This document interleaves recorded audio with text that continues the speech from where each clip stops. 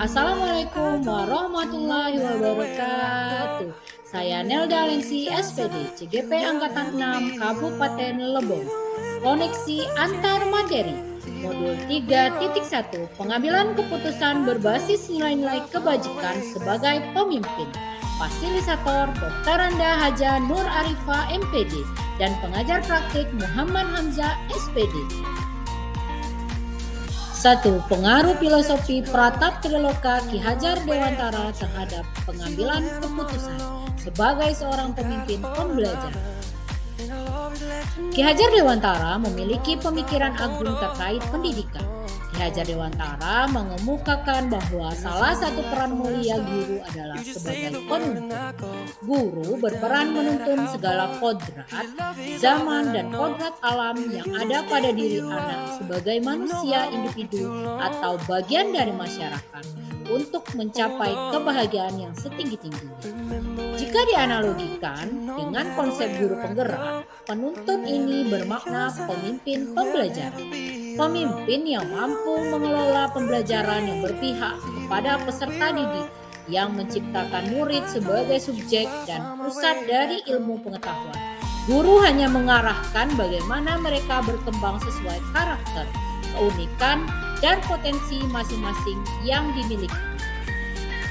Proses pengarahan dan penuntunan yang dilakukan guru sangat erat dan sedikit banyak terpengaruhi dengan salah satu filosofi Ki Hajar Dewantara, yaitu filosofi Pratap Triloka.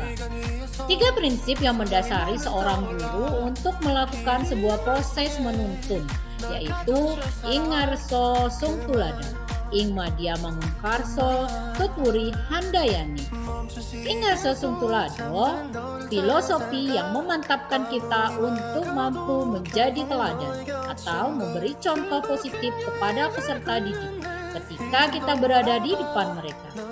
Ing Madya Mangungkarso menyemangati kita ketika berada di tengah-tengah mereka untuk menjadi motivator yang mampu membangkitkan kemauan dan membangun keanekaragaman potensi peserta didik agar mau berkembang dan maju menjadi subjek pembelajaran. Tuturi Handayani, filosofi yang ketiga ini memiliki makna penting ketika posisi guru berada di belakang, maka pendidik mampu mengarahkan, menyemangati, dan mendorong anak didik untuk mampu belajar serta menumbuhkan potensinya. 3 prinsip kepemimpinan yang banyak diterapkan dalam proses pembelajaran. Pratap Triloka ini memberikan pengaruh besar kepada kita sebagai pendidik, mampu memposisikan diri baik di depan, di tengah, atau di belakang untuk kemajuan peserta didik dan menciptakan pembelajaran yang berpihak pada mereka.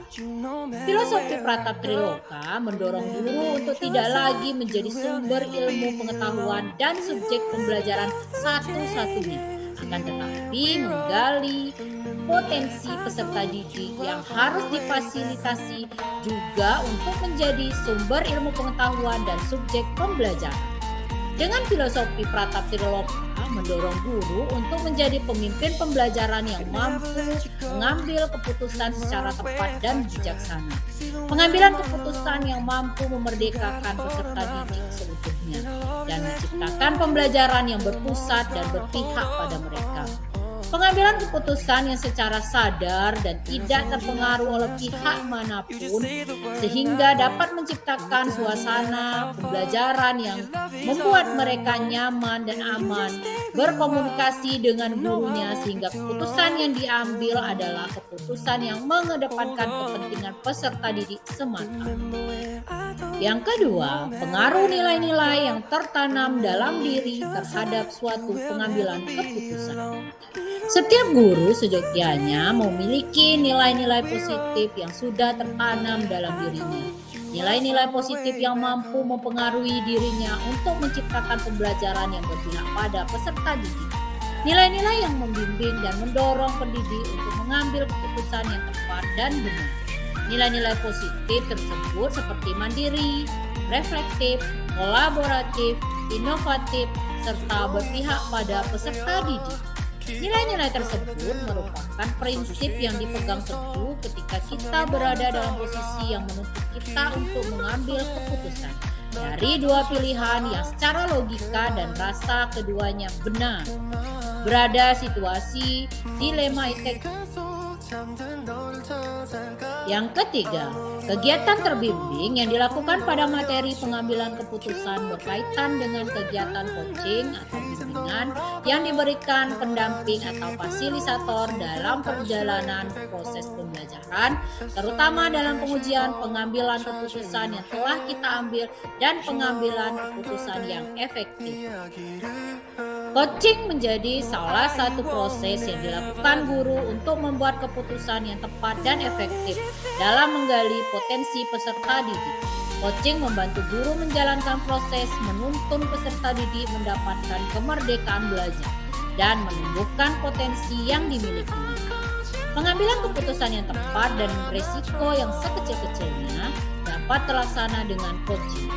Pertanyaan-pertanyaan yang reflektif dalam proses coaching dapat menggali atau menstimulus kerja otak peserta didik untuk bekerja secara maksimal dan melakukan metakognisi untuk menentukan sebuah keputusan yang diambil dari hasil penggalian potensi mereka. Keputusan sendiri yang tepat dan benar sebagai solusi dari permasalahan yang dihadapi.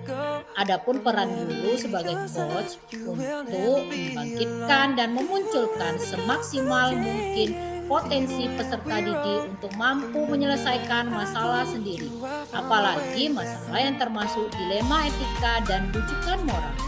Pendidik sudah sepatutnya menyisihkan waktunya untuk menjalankan proses coaching untuk menciptakan kondisi pendidikan yang berpihak pada peserta didik dan mengutamakan kepentingan mereka. Kondisi yang menstimulus mereka untuk berkembang sesuai dengan kodratnya masing-masing.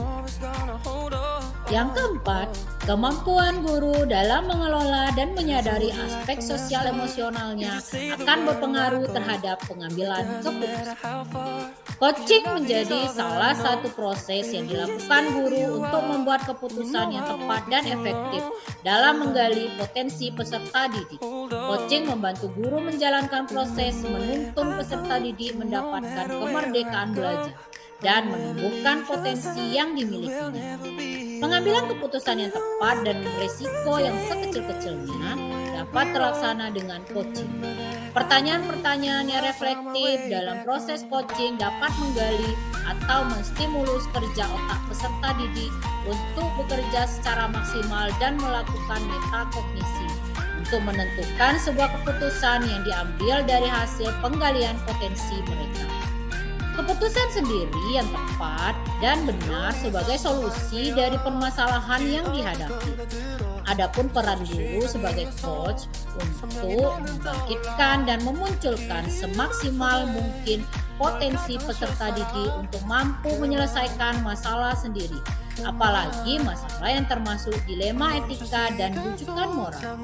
Pendidik sudah sepatutnya menyisihkan waktunya untuk menjalankan proses coaching untuk menciptakan kondisi pendidikan yang berpihak pada peserta didik dan mengutamakan kepentingan mereka.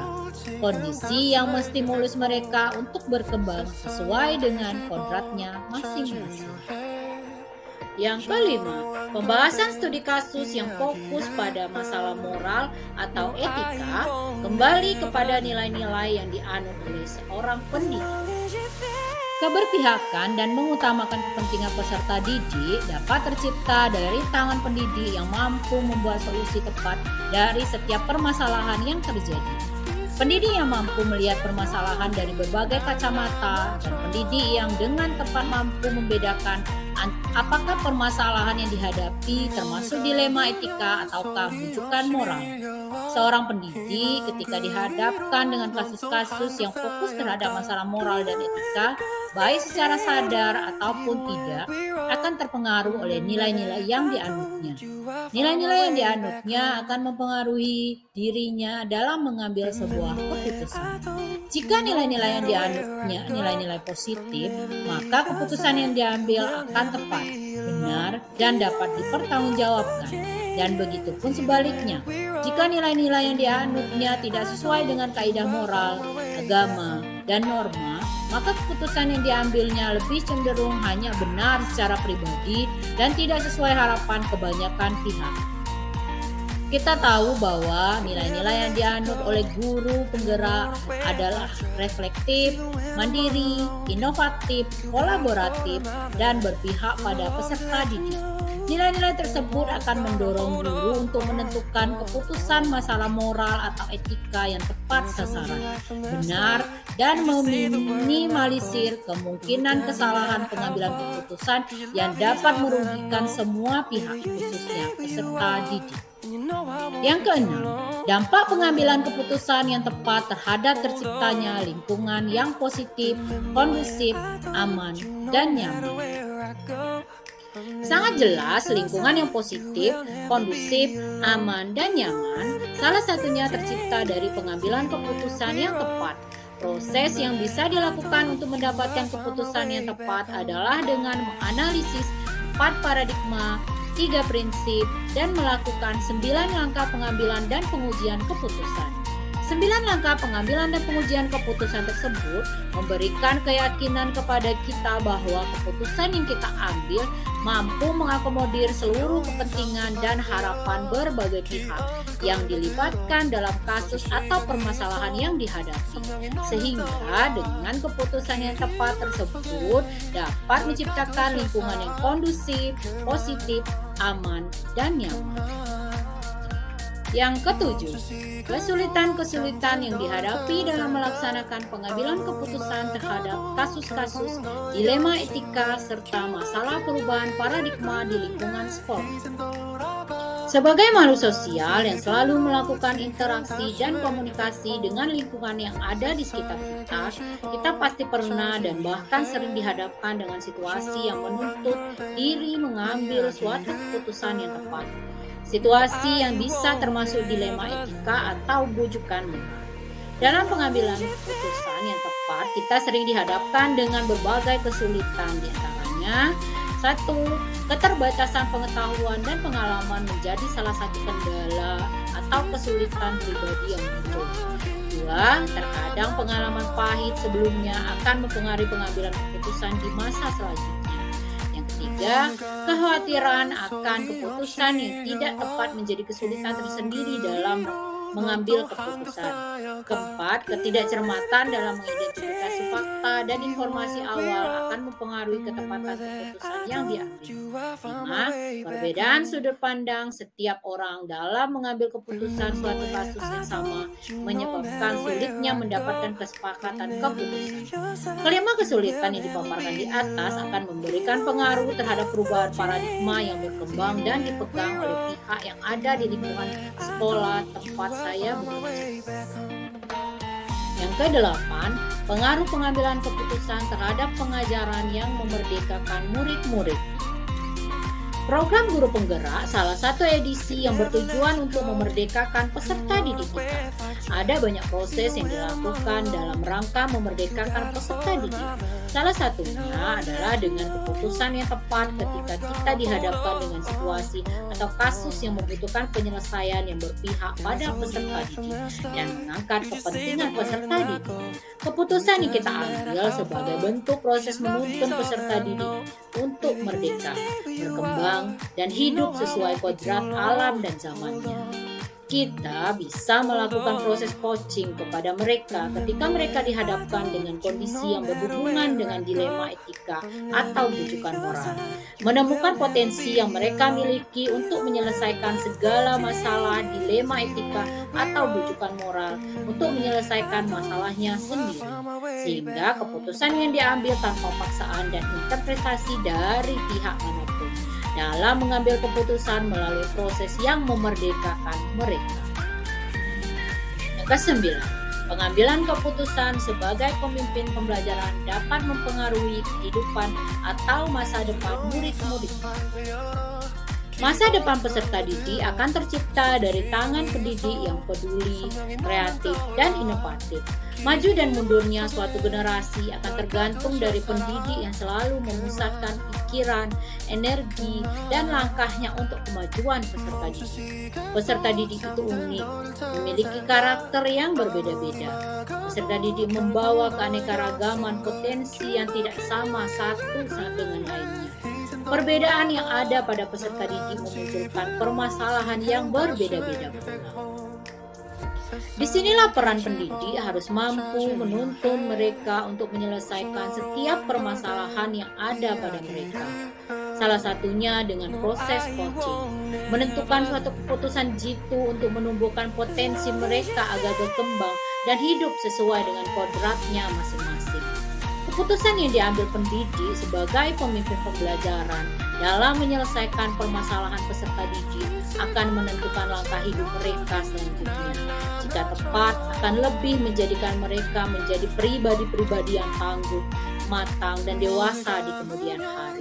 Jika kurang atau tidak tepat, pendidik sebagai pemimpin pembelajaran mampu meminimalisir kemungkinan negatif atau resiko dari ketidaktepatan keputusan tersebut, sehingga peserta didik pun dapat tetap tumbuh sebagai insan yang rasional, cermat, dan teliti dalam mengambil keputusan tak kalah dihadapkan dengan persoalan yang menimpa. 10. Kesimpulan akhir dari pembelajaran modul 3.1 dan keterkaitannya dengan modul-modul sebelumnya. Pengambilan keputusan ialah proses untuk memilih suatu keputusan dari berbagai pilihan untuk memecahkan permasalahan yang dihadapi.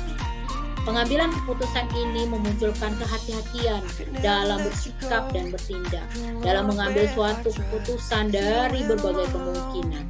Proses yang dilakukan pendidik sebagai pemimpin pembelajaran untuk memantapkan keputusan tepat yang diambil sebagai buah dari nilai-nilai positif yang dipegang dan dijalani. Nilai yang dipegang teguh seyogyanya sejalan dengan nilai yang menjadikan peserta didik lebih kepada membekali kecakapan hidupnya sebagai pribadi yang tangguh saat nanti di kemudian hari terjun ke dalam masyarakat. Nilai-nilai tersebut seperti kreatif, inovatif, mandiri, mampu berkolaborasi, dan senantiasa menciptakan suatu kondisi yang berpihak kepada peserta didik. Pemimpin pembelajaran pun haruslah mampu membangun hubungan sinergis yang menciptakan kondisi yang menjadikan nyaman untuk berkolaborasi dan bermitra dengan berbagai pihak, terutama dengan peserta didik. Kolaborasi dan kerjasama yang terbangun setidaknya akan mendorong untuk mendapatkan suatu keputusan yang dapat mewakili harapan dan keinginan setiap pihak yang berada dalam lingkungan pendidikan. Pengambilan keputusan salah satu langkah yang diambil pendidik sebagai pemimpin pembelajaran untuk memerdekakan peserta didik untuk hidup sesuai potensi yang dimiliki. Hidup bahagia sesuai kodratnya baik sebagai insan pribadi maupun bagian dari masyarakat. Hal ini sejalan dengan filosofi pemikiran Ki Hajar Dewantara. Kemerdekaan belajar yang didapatkan peserta didik tercipta jika setiap pendidik mampu menciptakan pembelajaran yang selalu memperhatikan dan mempertimbangkan kebutuhan belajar peserta didik, baik dari minat, profil, dan kesiapan belajar mereka. Selain itu, sosial emosional pun ditumbuhkan sebagai upaya untuk menjadikan kondisi berkesadaran penuh dan fokus dalam mengambil sebuah keputusan tepat yang dapat mengakomodir aspirasi peserta didik. Usaha-usaha pendidik tersebut sebagai langkah untuk menumbuhkan potensi yang dimiliki peserta didik. Pendekatan coaching menjadi salah satu usaha yang dilakukan oleh seorang pendidik. Coaching ini membantu peserta didik memecahkan masalah sendiri dengan berbagai potensi yang mereka miliki sendiri. Pendidik hanya menuntun dan mengarahkan mereka dengan pertanyaan-pertanyaan efektif untuk mampu mengatasi setiap permasalahan yang dihadapi peserta didik. Coaching ini pun dapat digunakan kepada teman sejawat, kepada seluruh warga sekolah sebagai upaya untuk menyelesaikan kondisi kurang ideal yang terjadi. Coaching ini adalah salah satu upaya menciptakan dan membiasakan budaya positif sekolah dan memaksimalkan komunitas praktisi yang ada di lingkungan sekolah. 11. Sejauh mana pembelajaran Anda tentang konsep-konsep yang telah Anda pelajari di modul ini, yaitu dilema etika dan rujukan moral, 4 paradigma pengambilan keputusan, 3 prinsip pengambilan keputusan, dan 9 langkah pengambilan dan pengujian keputusan. Adakah hal-hal yang menurut Anda di luar dugaan? Bujukan moral adalah situasi pengambilan keputusan saat seseorang dihadapkan pada kasus benar melawan salah. Sedangkan dilema etika adalah sebuah situasi saat seseorang dihadapkan pada keadaan yang keduanya benar namun bertentangan dalam pengambilan keputusan. Prinsip pengambilan keputusan ada 3, yaitu 1. Berpikir berbasis hasil akhir atau end-based thinking, 2. Berpikir berbasis rasa peduli care-based thinking, 3. Berpikir berbasis peraturan rule-based thinking. Paradigma pengambilan keputusan ada 4, yaitu 1. Individu melawan kelompok, individual versus community, 2. Kebenaran melawan kesetiaan, truth versus loyalty, 3. Rasa keadilan melawan rasa kasihan, justice versus mercy, dan yang keempat, jangka pendek melawan jangka panjang, short term versus long term. 9 langkah pengambilan dan pengujian keputusan. 1. Mengenali nilai-nilai yang bertentangan, 2. Menentukan siapa yang terlibat, 3. Mengumpulkan fakta yang relevan, 4. Melakukan pengujian benar atau salah dengan uji legal, uji regulasi, uji institusi, uji publikasi, dan uji panutan. 5. Pengujian paradigma benar melawan benar, rasa keadilan lawan rasa kasihan, dan jangka panjang melawan jangka pendek. Yang keenam, melakukan prinsip resolusi dengan berpikir berbasis rasa peduli. 7. Investigasi opsi trilema. 8. Mengambil keputusan, dan yang terakhir 9. Melihat kembali keputusan dan melakukan refleksi. 12. Sebelum mempelajari modul ini, pernahkah Anda menerapkan pengambilan keputusan sebagai pemimpin dalam situasi moral dilema? Bila mana pernah, apa bedanya dengan yang Anda pelajari di modul ini? Sebelum mempelajari modul ini, sebenarnya tanpa sengaja saya pernah menerapkan pengambilan keputusan sebagai pemimpin pembelajaran dalam situasi dilema etika. Tapi bedanya dengan setelah saya mempelajari modul ini adalah ada tahapan-tahapan di dalam pengambilan dan pengujian keputusan, menggunakan 4 paradigma pengambilan keputusan, serta 3 prinsip pengambilan keputusan. Jadi, pengambilan keputusan lebih cermat dan dapat dipertanggungjawabkan. 13. Bagaimana dampak mempelajari konsep ini buat Anda? Perubahan apa yang terjadi pada cara Anda dalam mengambil keputusan sebelum dan sesudah mengikuti pembelajaran modul ini? Sebelum mempelajari modul ini, saya dalam mengambil keputusan berpedoman pada prinsip win-win solution atau tidak merugikan kedua belah pihak. Sesudah mempelajari modul ini, saya harus mengambil keputusan dengan berpedoman pada 9 langkah pengambilan dan pengujian keputusan, menggunakan 4 paradigma pengambilan keputusan serta 3 prinsip pengambilan keputusan. 14. Seberapa penting mempelajari topik modul ini bagi Anda sebagai seorang individu dan Anda sebagai seorang pemimpin? Mempelajari modul ini sangat penting karena sebagai individu dan seorang pemimpin dalam keseharian kita pasti dihadapkan pada kasus atau masalah, baik itu dilema etika atau bujukan moral. Dengan mengetahui 4 paradigma pengambilan keputusan serta 3 prinsip pengambilan keputusan, maka pengambilan keputusan lebih cermat dan dapat dipertanggungjawabkan serta berpihak kepada peserta didik.